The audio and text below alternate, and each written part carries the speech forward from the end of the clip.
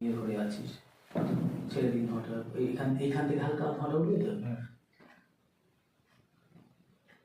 চোখটা আস্তে আস্তে রাখাচ্ছি, ঝুপ করে আমি ওই সিনটায় চলে যাবো প্রথমেই ফার্স্ট। ঠিক আছে, তুই বসে আছিস একদম ধীর স্থিরভাবে।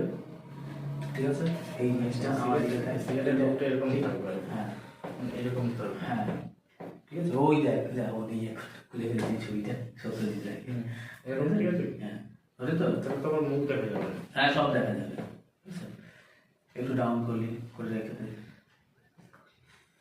এবার আস্তে চোখ কিভাবে ভাবতে হয়, আস্তে আস্তে চোখটা এটা আমি